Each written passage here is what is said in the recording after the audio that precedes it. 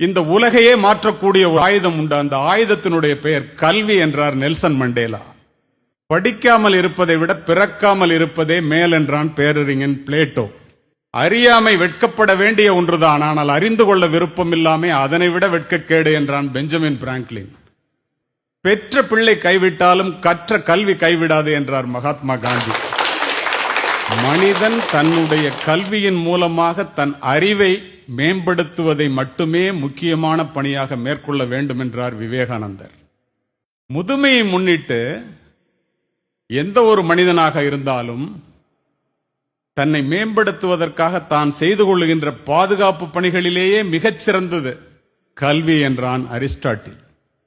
ஒரு நாட்டிற்கு செலவில்லாமல் பாதுகாப்பை செய்வது கல்வி என்றான் எட்மண்ட் பர்க். ஏன் அப்படி சொன்னான் தெரியுமா? கத்திகளால் ஜெயித்த யுத்தங்களை விட யுக்திகளால் புத்தியினால் ஜெயித்த யுத்தங்கள் அதிகம். அவ்வளவு சிறந்தது கல்வி. அப்படிப்பட்ட கல்வியை மாணவர்களும் ஆசிரியர்களும் அதனுடைய பொருளை முழுமையாக புரிந்திருக்கின்றோமா? எல்லோரும் படி படி என்று சொல்லுகின்றார்களே, எதற்காக படிக்க வேண்டும்? வாளினுடைய கூர்மையும் நூலினுடைய கூர்மையும் மட்டுமே இந்த நாட்டை ஆளுகிறது. காலப்போக்கிலே வாளினுடைய கூர்மை முனைமழுங்கி நூலினுடைய கூர்மை மட்டுமே விஞ்சி நிற்கின்றது. கூர்திட்டப்படாத எதுவுமே முனைமழுங்கி போய்விடும். நம்முடைய மூளையும் அவ்வாறே. மூளை கூர்திட்டப்பட வேண்டும் என்றால் நாம் தொடர்ந்து கற்க வேண்டும்.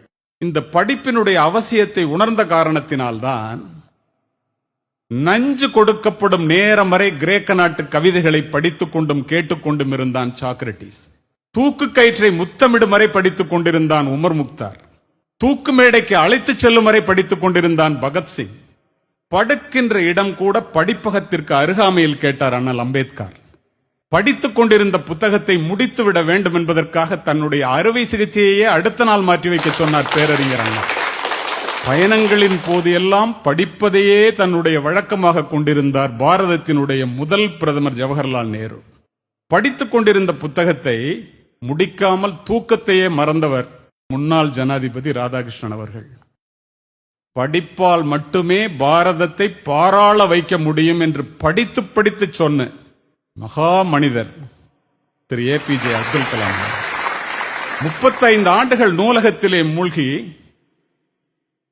மூலதனம் என்னும் வேதாந்தத்தை கண்டுபிடித்தான். இன்று வரை கம்யூனிஸ்டுகளுடைய பைபிளாக போற்றப்படுகிறது கார்ல் மார்க்ஸ். இதையெல்லாம் நான் எதற்காக சொல்லுகின்றேன் என்றால், படிப்பு ஒரு மனிதனை எந்த அளவிற்கு